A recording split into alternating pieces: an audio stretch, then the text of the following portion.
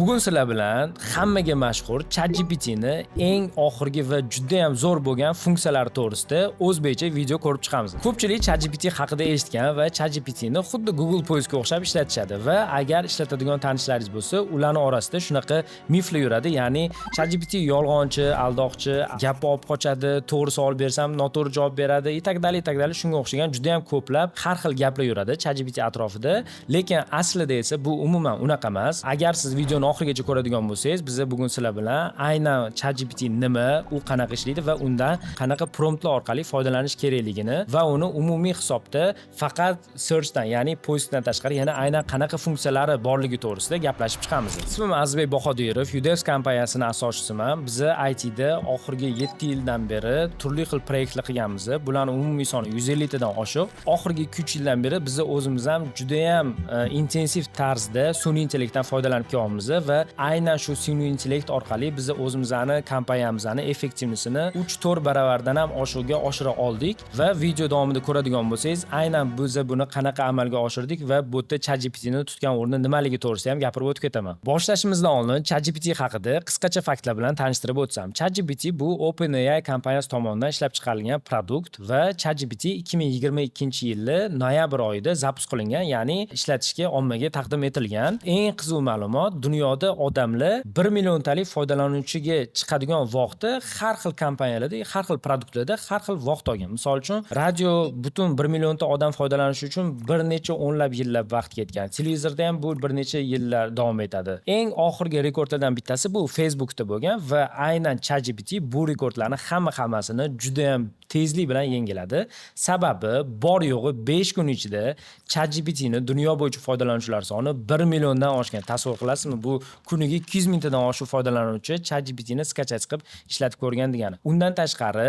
bor yo'g'i atigi 2 oy ichida 100 milliontadan oshiq dunyo aholisi ChatGPTdan foydalanishni boshlagan. Chunki bu aynan sun'iy intellekt sohasida juda ham ommaviy, eng hype bo'lgan, eng topga chiqqan produkt bo'lgani uchun. Hozirgi kunga kelib haftalik ChatGPTni umumiy foydalanuvchilar soni 900 milliondan oshadi. Bu degani dunyodagi 10% dan oshiq aholi har hafta albatta ChatGPT bilan foydalanadi degani. Undan tashqari bir hafta davomida ChatGPT orqali 18 milliarddan oshiq har xil informatsiyalar almashiniladi. Shundan kelib chiqib bilishimiz mumkin, aynan kim ChatGPTni ishlatayotgan bo'lsa, u o'sha dunyoni 10% qatlamiga qo'shila oladi va u boshqalarga nisbatan bir nechta qadam oldinda keta oladi. Ana endi siz 900 milliontani ichida ham top 1% ga kirishingiz uchun siz undan to'g'ri foydalanishni bilishingiz kerak. Lekin afsuski 900 million aholining ichida даже 1% odam ham ChatGPT bilan o'zi aslida qanaqa to'g'ri foydalanish kerakligini bilishmaydi. Va agar videoni oxirigacha ko'radigan bo'lsangiz, biz sizga qanaqa shu top 1% ichiga kirishi, ya'ni ChatGPT o'zi nima, qanaqa funksiyalar bor va undan aynan qanaqa foydalanish kerakligini ko'rib chiqamiz. Bugun biz siz bilan ChatGPTni aynan bepul tarifidagi, ya'ni tekin bo'lgan tarifidagi funksiyalarni ko'rib chiqamiz va boshlashdan oldin bitta narsaga e'tiboringizni qaratmoqchi edim. Biz bu videoni aynan 23-iyul 2026-yil olyapmiz. Agar siz bu videoni taxminan 3-4 oydan keyin ko'radigan bo'lsangiz va ChatGPTda yana ham qo'shimcha boshqa funksiyalar qo'shilib ketgan bo'lsa, to'g'ri tushunasiz degan umiddaman. Sababi ChatGPT har hafta yangilanib boradi va misol uchun 1 oy oldingi ChatGPT bilan 1 oy keyingi ChatGPTni har doim bir-biridan farqi bo'ladi. ChatGPTni qanaqa ishlatishni ko'rib chiqamiz. ChatGPTni ishlatishi birinchi etapi, ya'ni siz uni qayerdan topsangiz bo'ladi, qanaqa uстановка qilsangiz bo'ladi. Buni bir nechta yo'llari mavjud. Eng oson yo'li, siz hozir o'zida qilishingiz mumkin bo'lgani bu, agar siz kompyuter orqali ishlatayotgan bo'lsangiz, ko'proq foydalanadigan bo'lsangiz, internetdan siz brauzerdan kirasiz, ChatGPT degan so'zni Google ga yozadigan bo'lsangiz, u sizga ChatGPTning saytini ko'rsatadi va aynan saytga kirib registratsiya qilish orqali siz ChatGPTni ishlatishni boshlashingiz mumkin. Undan tashqari, siz ChatGPTni kompyuterga, Windows yoki bo'lmasa MacBooklarga aynan desktop versiyasini yozib olib, ya'ni uстановка qilib foydalansangiz ham bo'ladi. Men o'zim ham shuni tavsiya qilgan bo'lardim. Sababi aynan shu yo'l orqali ishlatadigan bo'lsangiz, sizda qaysidir ko'proq funksiyalar bo'ladi va u funksiyalardan более stabilroq, yaxshiroq foydalansangiz bo'ladi. Agar telefoningiz bo'ladigan bo'lsa, Android yoki iOS, ularni o'zini Play Marketidan kirib turib ChatGPT deb yozadigan bo'lsangiz, sizga приложение chiqib keladi va u приложение skachas qilish orqali siz o'zingizga ChatGPTni uстановка qilib olsangiz bo'ladi. Va kirganingizdan keyin o'zingizni shaxsiy pochtangiz orqali registratsiyadan o'tishingiz kerak. Mana dasturga kirib oldingiz. Keling siz bilan aynan bu ChatGPTni tekin versiyasini interfeysi bo'yicha tanishib chiqamiz. Biz ko'rayotganimizdek ekranning chap tarafida menyu bor. Menyuda eng birinchi joy oladiganlardan bittasi bu yangi zadacha sozdать qilish, ya'ni yangi vaziyat vazifa ochish. Bu yerda siz har safar bosganingizda har xil yangi zadachalarni so'rasangiz bo'ladi, savollarni bersangiz bo'ladi va aynan o'shalar bo'yicha ishlasangiz bo'ladi va ko'rganingizdek недавний degan spiskada, ya'ni pastdagi spiskada ular har doim saqlanib boradi. Undan tashqari bizda proyekt degan funksiyal bor. Bu haqida video davomida batafsil o'tib o'tamiz. Zaplanirovani va plugini degan funksiyalari bor. Ekranning o'rtasida bo'lsa, aynan shu chat qismi tashkil topgan, ya'ni ekranning o'rtasidan tekstli formatda siz qanaqadir savol so'raydigan bo'lsangiz yoki bo'lmasa qanaqadir zadacha so'raydigan bo'lsangiz, ChatGPT sizga tekst formatda javob berishni boshlaydi. ChatGPTda faqat tekstdan tashqari yana bir nechta vazifa, zadacha berish yo'llari bor. Birinchisi bu tekst formati, ikkinchisi bu mikrofon orqali, ya'ni siz ovozli, даже o'zbek tilida ham ishlaydi bu. Ovozli savol so'rashingiz mumkin va ChatGPT sizga tekst orqali javob beradi. Uchinchisi bu голосовой помощник, ya'ni o'zbekchasiga ovozli assistent deydi. Ovozli assistent sifatida ishlatsangiz ham bo'ladi. Ya'ni o'shani mikrofonni doimiy yoqib qo'ygan holatda siz u bilan misol uchun mashinada ketayotganingizda gaplashib yursangiz bo'ladi yoki xuddi o'rtog'ingiz bilan, xuddi tanishingiz bilan konsultatsiyaga kelganda undan konsultatsiya olsangiz bo'ladi. Mana shu bitta lifehack aytib ketaman. Aynan shu funksiya orqali siz uni o'zingizga ingliz tili o'qituvchisi qilib, ustozlik qilib ishlatsangiz ham bo'ladi. Undan tashqari ChatGPTda faqatgina tekst bo'lmasa ovozlardan tashqari aynan faylni upload qilish imkoniyati ham bor. Ya'ni siz ChatGPTga rasm orqali savol berishingiz mumkin. Har xil Excel, Word yoki bo'lmasa PDF fayl orqali ham uni yuklab, o'shalar ustida qanaqadir savollar berishingiz ham mumkin. Aynan bu ko'rib turgan oynangizda eng tepasida tab qismi bor, ya'ni chat va work degan qismi bor. Biz boshlanishiga faqatgina shu chat degan qismidan foydalanib ishlatib ko'ramiz. Bu yerda o'sha aytib o'tgandek har xil funksiyalar bor va yonida buni o'zini modellari bor. Ya'ni ChatGPT bir nechta modellar asosida ishlaydi. Soddoroq tushuntiradigan bo'lsak, bu siz qaysidir insondan savol beradigan bo'lsangiz, aynan o'sha inson qanaqa ko'rinishda sizga javob berishi. Ya'ni yosh bolacha javob berishi mumkin, ya'ni soddaroq, oddiyroq javob berishi mumkin yoki o'rtacha aql bilan javob berishi mumkin yoki bo'lmasa juda ham deep research deydi, ya'ni chuqurroq o'ylab, chuqurroq, ko'proq informatsiya bilan sizga javob berishi mumkin. Bularni bir-biridan nima farqi bor deydigan bo'lsangiz, oddiyroq, soddaroq savollarga eng oddiy modulni ishlatganingiz yaxshi. Sababi tez savol berasiz va ChatGPT sizga tez javob beradi. Lekin sizda qanaqadir bir qiyinroq zadacha bo'lsa, oldingizda qiyinroq vazifa turibdi, uni ko'proq o'ylab, analitika qilib, juda ham ko'plab bo'lgan hodisalarni hisobga olib turgan holatda sizga javob berish kerak bo'ladigan bo'lsa, unda eng kuchaytirilgan moduldan foydalanishni taklif qilgan bo'lardim va bu orqali sizga juda ham batafsil informatsiya beriladi. Faqat bitta narsani esdan chiqarmang, bunaqa holatda u sal o'ylab olishiga vaqt ketadi. O'shaning uchun sal sekinroq ishlashi bu normal holat hisoblanadi. Boya aytib o'tganimdek, siz ChatGPTdan nimalar so'rayotgan bo'lsangiz, u xuddi brauzer o'zini istoriyasida saqlanib qilib ketgani kabi sizni savollaringizni, istoriyani, hamma chatlarni saqlanib qilib ketadi. Lekin bilamizki, odatda bizda qanaqadir sekretniy savollarimiz bo'lishi mumkin yoki bo'lmasa biz xohlashimiz mumkin bu savollarni hech qachon u o'zini miyasida saqlamasligini. Aynan shunaqa bo'ladigan bo'lsa, tepada ekranning o'ng qismida bizda incognito mod bor, ya'ni невидимый rejim deyiladi. Ya'ni uni bosish orqali siz любой bitta savol so'raydigan bo'lsangiz, ChatGPT bu uni o'zini istoriyasiga saqlanib qilmaydi va mana недавний degan razdelda sizda bunaqa bu orqali именно incognito modda bergan savollaringiz umuman paydo bo'lmaydi. Endi keling siz bilan biza именно boshqa qo'shimcha modullarni ham ko'rib chiqamiz. Bulardan eng birinchisi va bu oxirgilardan bo'lib yaqinda qo'shilgan moduli bor. Bu aynan proyekt degan modul. Ya'ni oldinlari siz ChatGPTni bitta proyekt ustida ishlayotgan bo'lsangiz, siz doimiy tarzda oldin unga to'liqligicha bu proyektni tushuntirishingiz kerak edi va o'shandan keyingina qanaqadir savollar bersangiz, sizga более подробныйroq, ya'ni to'g'riroq javob berardi. Lekin aynan mana shu proyekt degan modul qo'shilgandan keyin siz bu narsalarni doimiy tarzda uning ichida saqlanib qo'ysangiz bo'ladi. Mana misol uchun siz ofisingizda bir buxgalter bo'lib ishlaysiz. Siz bu yerga buxgalter degan bitta papka yaratasizda va buxgalteriyaga bog'liq butun bor ma'lumotlaringizni berib qo'yasiz. Lekin undan tashqari siz oila degan proyekt yaratishingiz mumkin va oilaviy holatingiz, oilangiz to'g'risidagi hamma ma'lumotlarni beradigan bo'lsangiz va aynan ChatGPTdan savol berayotganingizda o'sha proyektlardan bittasini belgilab turib savol beradigan bo'lsangiz, misol uchun oilani belgilab savol so'raydigan bo'lsangiz, bu sizga qanaqa holatingiz, misol uchun agar oilada ota bo'lsangiz, sizga ota sifatida nima ishlar qilishingiz kerakligini uje bilib, shuni hisobga olgan holatda javob beradi. Yoki bo'lmasa kompaniyada buxgalter sifatida ishlaydigan bo'lsangiz, sizga professional buxgalter sifatida javob berishni boshlaydi. Buni qanaqa amalga oshiramiz desangiz, siz ekranda proyektga kirasiz, новый proyekt yozasiz, proyektning nomini yozasiz va proyektni ochganingizdan keyin proyektning ichiga kirib, unga maksimal o'zingiz qo'lingizdan kelgancha ma'lumotlar bersangiz bo'ladi. Endi sizda savol tug'ilishi mumkin, men buni qanaqa qilish bilmayman, detalizatsiyalari bo'yicha ma'lumotga ega emasman desangiz, siz bu holatda ChatGPT ni o'zidan so'rasangiz ham bo'ladi. Ya'ni ChatGPT ni o'ziga aytasiz: "Men buxgalter degan misol uchun proyekt yaratmoqchiman va bunda mana bunaqa narsalarni ko'rmoqchiman. Shu holatdan kelib chiqqan holatda menga spiska qilib bergin. Men qaysi ma'lumotlarni senga yuklaydigan bo'lsam, menga aniqroq, yaxshiroq javob berasan" deydigan bo'lsangiz, u o'zi sizga holingizdan kelib chiqib spiska qilib berishi mumkin va aynan mana shu spiska bo'yicha siz bunga o'sha kerakli ma'lumotlarni, kerakli fayllarni, kerakli dokumentlarni yuklaydigan bo'lsangiz, sizga berayotgan javoblari yana ham to'g'riroq, yana ham yaxshiroq bo'lishni boshlaydi. Keyingi modulga o'tadigan bo'lsak, zaplanирование, ya'ni har bitta ofisda ishlaydigan xodimni o'zini rutinniy, ya'ni kunlik qiladigan bizani har xil odatlarimiz bor. Misol uchun, men o'zim har kuni ertalab ofisga kelganimdan keyin kunlik sotuv otчёtlarini tekshirishim mumkin. Yoki bo'lmasa, bugun qaysi klientlar bilan mitinglarim borligini, bugun kimlar bilan uchrashuvlarim borligini ko'rib chiqishim mumkin.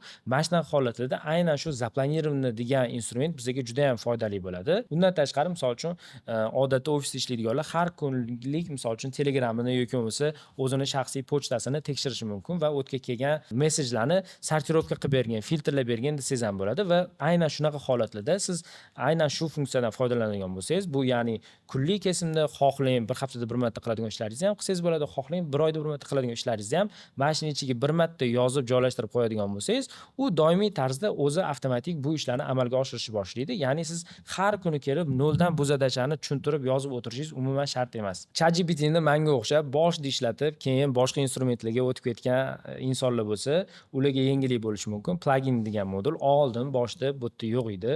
U oxirgi updatelardan keyin paydo bo'ldi va buni ichida biz ko'rishimiz mumkinki, bir nechta ChatGPT ni o'zi tomonidan bizga taklif qilinadigan pluginlar bor va bu pluginlarni biz ustanovka qiladigan bo'lsak, aynan shu pluginlar bu xuddi Cloud'dagi bir skilllarga yoki bo'lmasa bir konnektorlarga o'xshab ketadigan instrument hisoblanadi. Cloud'da nimani gapiryapti deydigan bo'lsangiz, bizning oldingi videomizda aynan Cloud to'g'risida video qilganmiz va o'sha yerdan ko'proq ma'lumot bilib olsangiz bo'ladi. Pluginlarda bizda umumiy ChatGPT o'zi taqdim qilgan pluginlar bor. Undan tashqari bularni ChatGPT bizga kategoriyalarga bo'lib bergan. Ya'ni xuddi esingizda bo'lsa, Cloud'da connectors bo'lsa, bu yerda mana shu pluginning ichida har xil bizni hayotimizda faqat ChatGPT emas, yoki bo'lmasa bir nechta programmalardan, ya'ni bir nechta instrumentlardan foydalanamiz. Bu bo'lishi mumkin Notion yoki bo'lmasa Google kalendar, tasklar uchun ClickUp ishlatishingiz mumkin, Canva, Figma dizayn uchun va yana bir nechta ko'plab prilojeniyalar, produktlar ishlatishingiz mumkin. Shunaqa holatlarda har doim hammasiga alohida kirib, alohida tekshirib yurmaslik uchun ularni hammasini jamlab bitta joyga aynan mana shu plugin degan qismidan ulab qo'yadigan bo'lsangiz, ChatGPT dan turib ularni ichidagi qanaqadir imkoniyatlarni amalga oshirsangiz bo'ladi, yoki bo'lmasa teskarisi ularni ichidagi ma'lumotdan kelib turib ChatGPT da xulosa qilsangiz ham bo'ladi. Misol uchun aytadigan bo'lsak, men bu yerga o'zimning shaxsiy kalendarimni ulab qo'yadigan bo'lsam, Google kalendari, men misol uchun ertalab kelganimda bugun kimlar bilan uchrashuvim bor deb so'raydigan bo'lsam, u o'sha Google kalendardagi ma'lumotlarni tortib kelib, sразу menga ko'rsatib berishi mumkin. Bugun palonchi odamlar bilan uchrashuvingiz bor deb. Yoki bo'lmasa bu narsa xuddi shuni teskarisiga ham ishlaydi. Ya'ni ertaga soat 12 da menni tanishim bilan встреча belgilab qo'ygin deydigan bo'lsam, u o'zi avtomatik tarzda meni pochtamga kirib turib, o'zi miting belgilashi, ya'ni buk qilib qo'yishi mumkin. Bu ham aslida effektivlikni, samaradorlikni juda ham katta oshirishga foyda beradi. Undan tashqari, plugin modulini tepasida ko'rayotgan bo'lsangiz, plugindan tashqari aynan naviki degan, ya'ni ruschasiga aytadigan bo'lsak, skills degan moduli ham bor. Ya'ni bu modul orqali siz o'zingizga har xil skilllarni qo'shib olsangiz bo'ladi.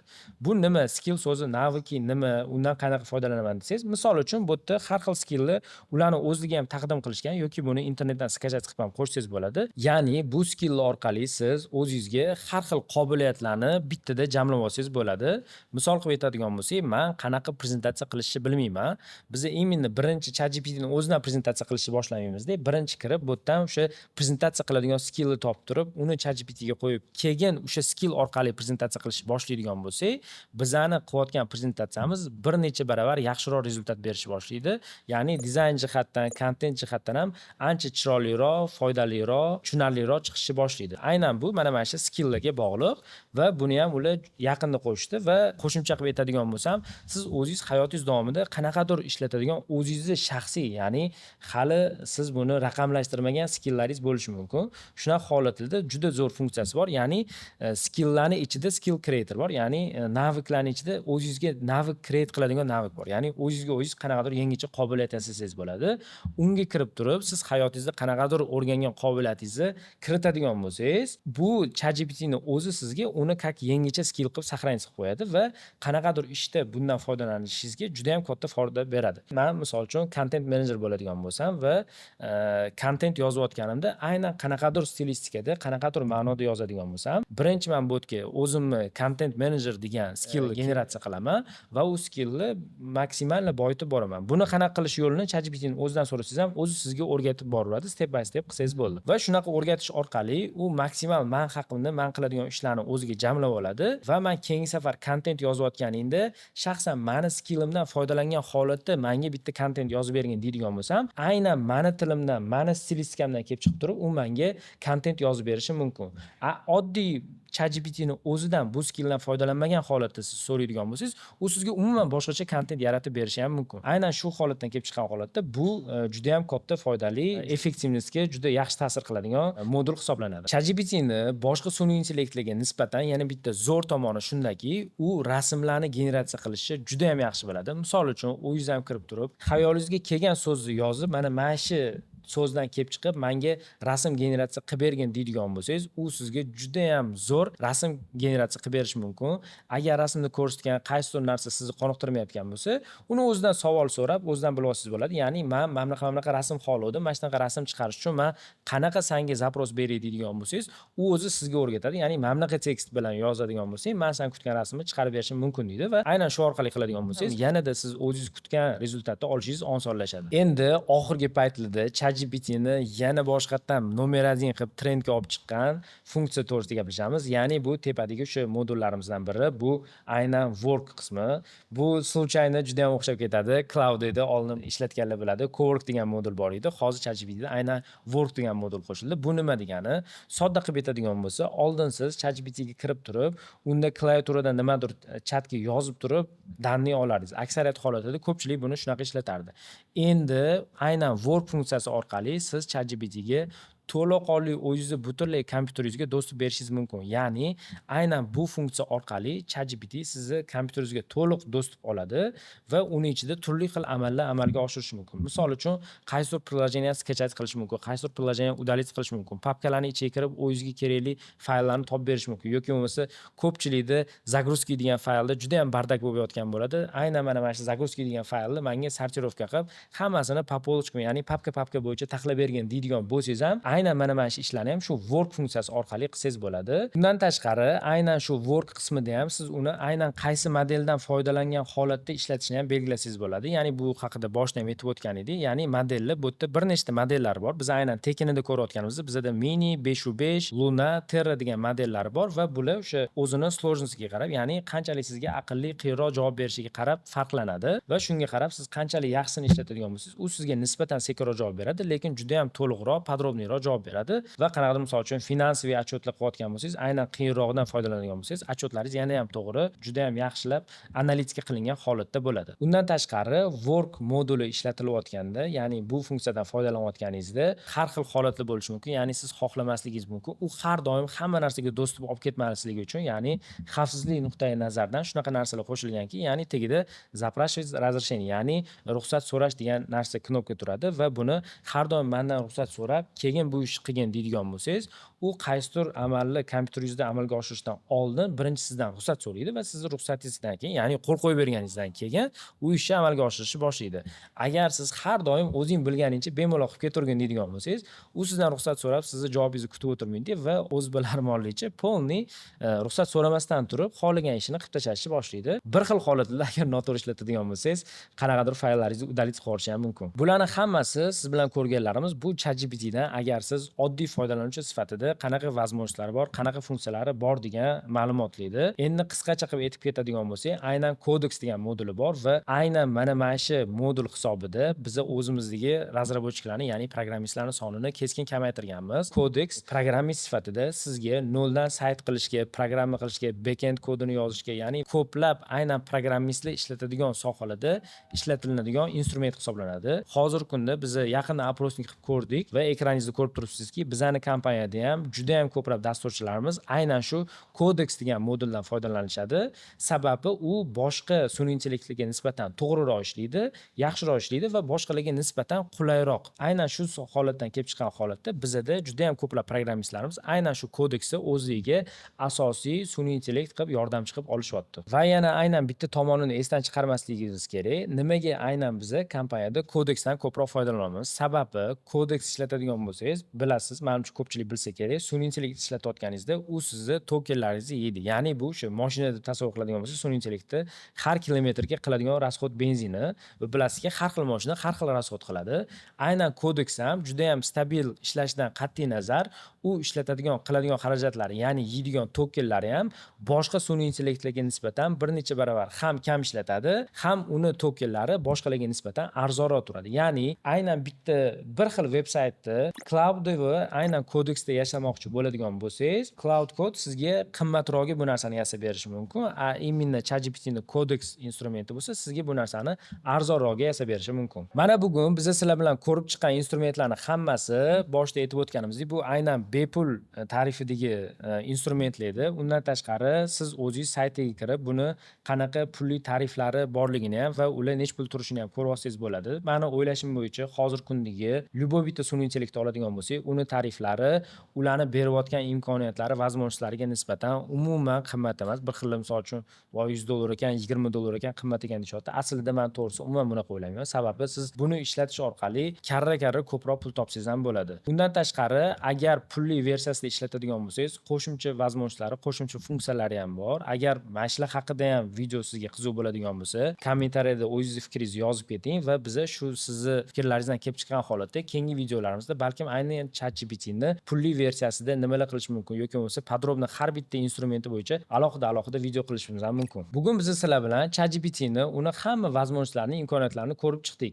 Lekin siz shuncha ma'lumotni bilgan holatda ChatGPTdan maksimal foydalana olmasligingiz mumkin. Sababi buni hammasi ChatGPTga siz aynan qanaqa savol berishingiz. Boshqacharoq qilib aytadigan bo'lsak, ChatGPTga aynan qanaqa prompt berishingiz. Agar siz qanaqa promptni berishni bilmayotgan bo'lsangiz, to'g'riroq, yaxshiroq prompt berishni xohlayotgan bo'lsangiz, bizani maxsus to'g'ri promptlar berish va maxsus отчетlar, dashbordlar chiqarish to'g'risida qilgan videomiz bor. Videoni tagida silkada qoldirib ketamiz. Aynan shu silkani ustiga bosib, siz o'sha tayyorlangan maxsus videomizni ko'rishingiz mumkin. Agar sizga bu video yoqqan bo'lsa, albatta bizani qilgan mehnatimizni bitta like bilan qo'llab-quvvatlasangiz juda ham xursand bo'lgan bo'lardik. Undan tashqari, xuddi shunaqa qiziqarli sun'iy intellekt haqidagi videolarni o'tkazib yubormaslik uchun albatta bizga obuna bo'lib qo'ying. Sababi biz hali keyinchalik yana ko'plab bunga o'xshagan sun'iy intellekt haqida videolar qilishda davom etamiz.